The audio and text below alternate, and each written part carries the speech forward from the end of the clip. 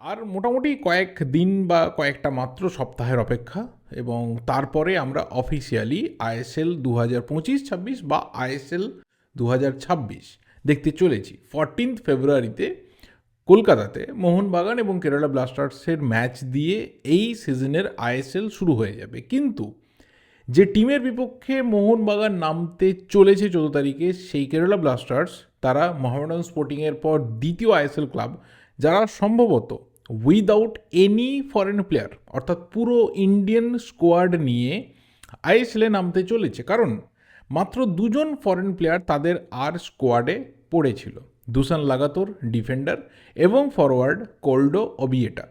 এই দুজনকেই কিন্তু অফিসিয়ালি আজকে 1 ঘন্টার গ্যাপে ক্লাব মিউচুয়ালি পার্টওয়েজ করে ফেলেছে, অর্থাৎ তারা ক্লাব থেকে বেরিয়ে গেছে। এটা আগে থেকেই প্রায় জানা ছিল যে 4 জন বেরিয়ে গেছে, যে 2জন রয়েছে তাদেরও সম্ভাবনা নেই সেই অর্থে থাকার।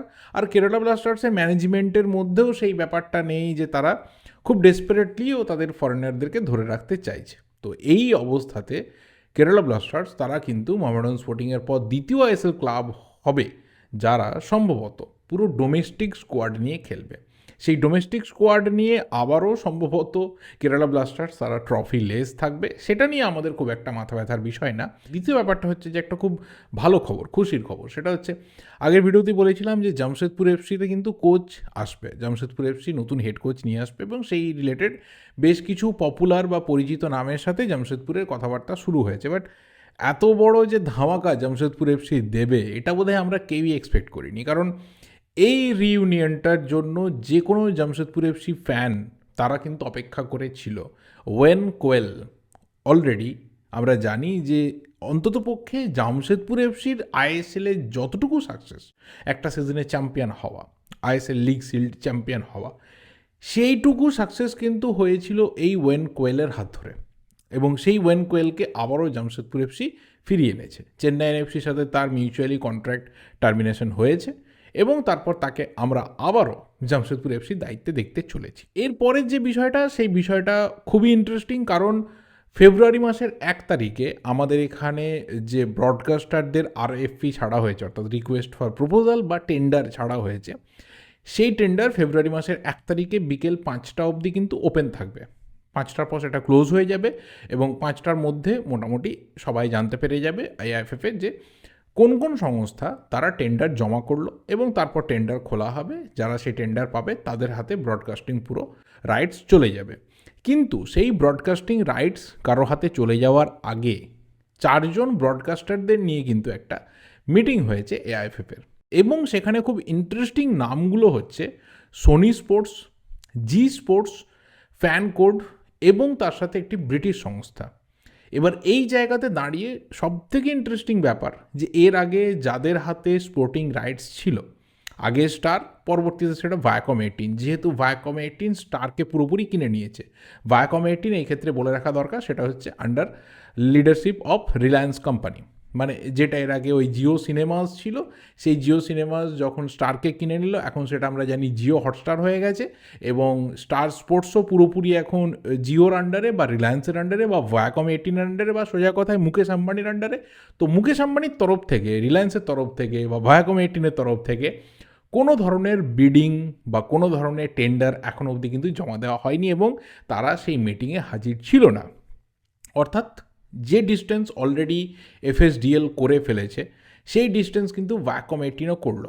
তো অনেকেই যারা বলতে শুরু করছিল যে দেখো ভায়াকম 18 বা কমার্শিয়াল পার্টনার হিসাবে এফএসডিএল তারা আবারও ঢুকতে পারে, সেই সম্ভাবনা কিন্তু ইতিমধ্যেই স্টপ হলো বলে এটা আমার পার্সোনালি মনে হচ্ছে। এবার এই জায়গাতে দাঁড়িয়ে কাদের হাতে এই ব্রডকাস্টিং রাইটস গেলে আমরা ফ্যান্সরা সবথেকে বেশি খুশি হব সেটা খুব পরিষ্কার ব্যাপার, সেটা হচ্ছে সোনি স্পোর্টস।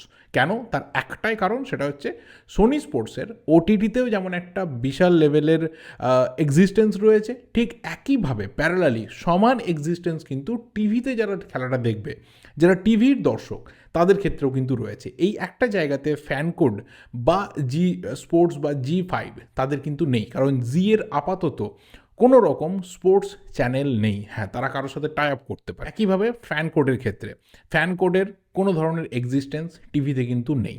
অ্যাপ্লিকেশনে ডেফিনেটলি রয়েছে, টপ নচ কোয়ালিটি ওরা প্রোভাইড করে, সেটা সোনি স্পোর্টসও করে, জিও সেটা করে, সেটা ব্যাপার না, কারণ তিনজনেরই লেভেলটা সিরিয়াসলি খুব ভালো। কিন্তু এই তিনটে কোম্পানির মধ্যে, মানে আমাদের ইন্ডিয়ান তিনটে এই কোম্পানির মধ্যে কিন্তু সোনি স্পোর্টস তাদের দুটো জায়গাতেই প্যারালালি সমান এক্সিস্টেন্স রয়েছে। এবং খুব কমন একজন ফুটবল ফ্যান তিনি কিন্তু চাইবেন যে সোনি স্পোর্টসের হাতে যদি যাই, আমি টিভিতেও খেলা দেখতে পারবো, আমি মোবাইলে, ল্যাপটপে, কম্পিউটারে, যেখানে ইচ্ছে, মানে আমি যে ডিভাইসটাই সুইচটা অন করব সেখানেই খুব সিম্পলি অবলীলায় আমি ম্যাচগুলো দেখতে পাবো। আদারওয়াইজ আমাকে রেগুলার বেসিসে খোঁজ রাখতে হবে যে কোথায় খেলা হচ্ছে না হচ্ছে, কী হচ্ছে না হচ্ছে। This is the thing. And the last thing is all about কি মোহনবাগান। অনেকদিন মোহনবাগানকে নিয়ে কথা হয়নি, মোহনবাগানকে নিয়ে কথা বলে আজকের এই ভিডিওটা শেষ করব। আর মোহনবাগানের ব্যাপারে বলতে গেলে খুব পরিষ্কার ব্যাপার, অনেকেই মোহনবাগানের সম্বন্ধে যখন আমি ইস্টবেঙ্গলের বিভিন্ন রকম ট্রান্সফার যে রুমার মার্কেটে রয়েছে সেগুলো নিয়ে যখন কথা বলতে বসেছি, তখন অনেকেই বলেছে হোয়াট ইজ অ্যাবাউট মোহনবাগান। মোহনবাগানে এই মুহূর্তে দাঁড়িয়ে কোনো ধরনের ট্রান্সফারের কোনো রকম রুমার নেই। তার এটাই পরিষ্কার রিজন যে সের্জিও লোবেরা তিনি আসার পর বেশ কিছু কথা উঠেছিল, এরকম না যে মোহনবাগানকে নিয়ে কোনো রকম কথা ওঠেনি, কথা উঠেছিল যে মোহনবাগানে একজন অন্ততপক্ষে প্লেয়ার চেঞ্জ হতে পারে, একজন সেন্ট্রাল মিডফিল্ডারের ডিমান্ড সের্জিও লোবেরা থাকতে পারে বা ম্যানেজমেন্টেরও চিন্তাভাবনা থাকতে পারে। এবং পরে সেটা পুরোপুরি ডিনায়েড হয়ে যায় by none other than Sergio Lobera. তিনি মিডিয়াকে পরিষ্কার জানিয়ে দেন যে ভাই, আমার কোনো রকম শর্ত নেই, মোহনবাগানে যা প্লেয়ার রয়েছে সেটার ওপরেই আমি এগ্রি করে কন্ট্রাক্টে সাইন করেছি, এবং এই সিজনে যারা কন্ট্রাক্টেড রয়েছে, যারা টিমে রয়েছে, তারাই পার্ট অফ দ্য সিস্টেম হবে। এবং সেই জায়গাতে দাঁড়িয়ে না তো কোনো আমার ইনকামিং হবে, না তো কোনো আউটগোয়িং হবে। এই টিমটা, এই স্কোয়াডটা এরাই কিন্তু থাকবে, এবং এই স্কোয়াডটাকে নিয়েই আমি মোহনবাগানকে মাঠে খেলাবো। মোহনবাগানে এই মুহূর্তে দাঁড়িয়ে দুটো জিনিস চলছে।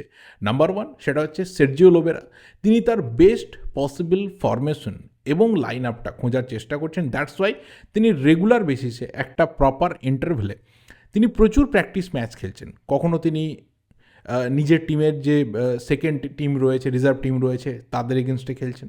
কখনও তিনি লোকাল যে ক্লাবসগুলো রয়েছে তাদের এগেনস্টে খেলছেন। আজকেও একটা ম্যাচ হয়েছে, ইয়াং ইউনাইটেড বলে কোনো একটা ম্যাচ, টিমের সাথে মোহনবাগান একটা প্র্যাকটিস ম্যাচ খেলেছে, সেখানে দেখলাম বোধহয় 8টা এরকম গোল হয়েছে।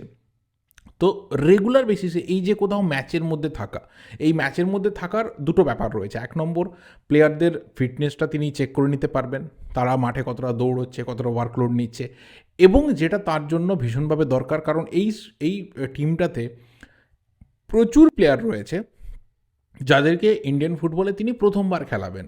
মানে হাতে গোনা হয়তো কয়েকজন প্লেয়ার রয়েছে যারা তার কোচিংয়ে এর আগে কোথাও না কোথাও খেলেছে, খুব কম প্লেয়ার।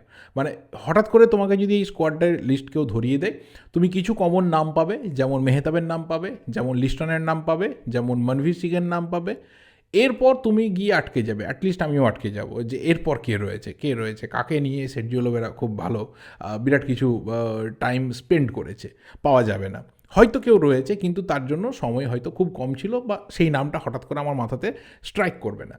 তাহলে সেই জায়গাতে দাঁড়িয়ে যখন তোমার এই টিমটাতে foreign player, Indian player maximum তোমার কাছে নতুন, যারা তোমার সিস্টেমে নতুন খেলবে এবং তাদেরকেও তুমি প্রথমবার দেখবে, তাহলে তাদের ম্যাক্সিমাম টাইমটা দেখে নিতে হবে যে সে কোথায় কোথায় আমার সিস্টেমটাতে খাপ খাওয়াতে পারছে। এবং ডেফিনেটলি যখন তুমি এত পরিমাণে প্র্যাকটিস ম্যাচ খেলবে, সেখানে দাঁড়িয়ে তুমি ভেরিয়েশনটা চেক করতে পারবে, তুমি রোটেশনটা চেক করে নিতে পারবে।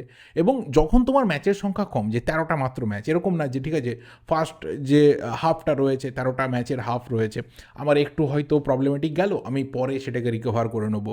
বা কিছু টিমস রয়েছে হয়তো প্রথমের দিকে খুব মানে টাফ ম্যাচ হবে, সেটাকে আমাকে একটু ম্যানেজ করতে হবে, অ্যাওয়ে ম্যাচ খেলতে যাবো, ড্র হলেও ঠিক আছে, পরে ম্যানেজ করতে পারবো, সেই সুযোগটা কিন্তু নেই। অলমোস্ট এটা একটা নকআউট টুর্নামেন্টের মতো হয়ে গেছে, যে যা করার তোমাকে ওই একটা ম্যাচই করতে হবে, যা কিছু করার আইদার 3 অর মোটামুটি নাথিং, এরকম একটা সিচুয়েশন। তো চ্যাম্পিয়ন হতে গেলে 39 পয়েন্টের মধ্যে 32 to 34 এরকম একটা পয়েন্টের টার্গেট কিন্তু ডেফিনেটলি প্রত্যেকটা টিম করবে। মোহনবাগান তো অবশ্যই করবে না, মোহনবাগানে সেই মানে স্ট্রেংথ, সেই ডেপথটা রয়েছে। এটা হচ্ছে 1 নম্বর ব্যাপার।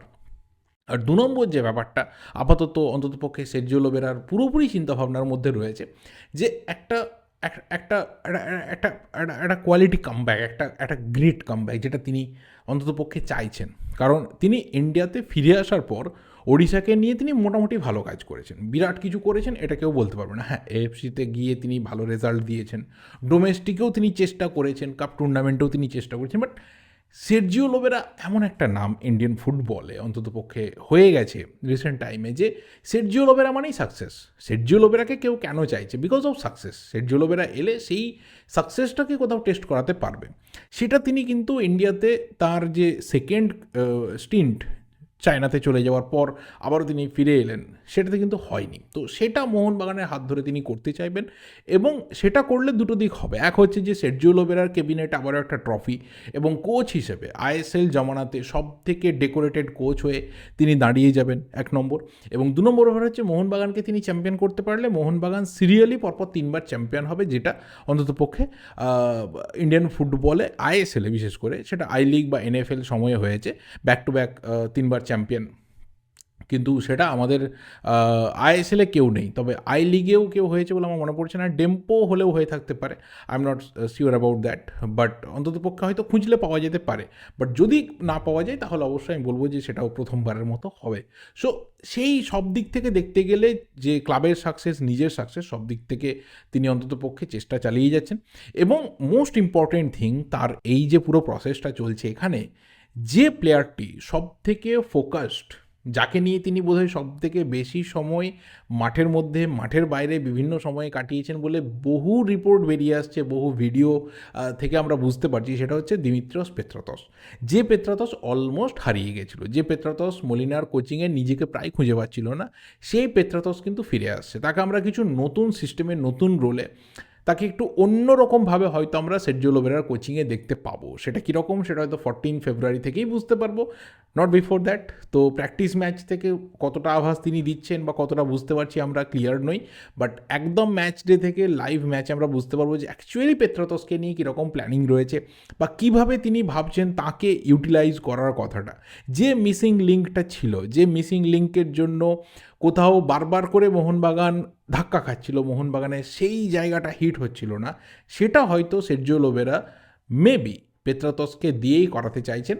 এটা অন্ততপক্ষে প্রায় পরিষ্কার হয়ে যাচ্ছে, এবং আমারও পার্সোনালি খুব মনে হয় যে পেত্রাতসেরও একটা কোথাও রিটার্ন, একটা কোথাও কামব্যাকের জন্য মোহনবাগান সমর্থকরা ওয়েট করে রয়েছে। পেত্রাতস তো ডেফিনেটলি ওয়েট করে রয়েছে, কারণ আসার পর থেকে 2022-23 আর 2023-24 সিজনে পেত্রাতস যা দিয়েছে অন্ততপক্ষে ওই দুটো সিজনে মোহনবাগানকে, মোহনবাগানের সাকসেসের পেছনে, আইএসএল কাপ বা লিগ শিল্ড জেতার পেছনে, সেটা কিন্তু অনস্বীকার্য। মানে সেটাকে আলাদাভাবে, আলাদা চোখেই তোমাকে দেখতে হবে, দ্যাট ইজ দ্য থিং। তো দেখা যাক, অন্ততপক্ষে অনেক কিছু ভালো, অনেক কিছু নতুন, অনেক কিছু সিস্টেমেটিক চেঞ্জ, এবং সের্জিও লোবেরা মানে একটা অন্য ধরনের ব্র্যান্ড অফ ফুটবল, সব কিছু দেখার জন্যই আমরা ওয়েট করে বসে রয়েছি।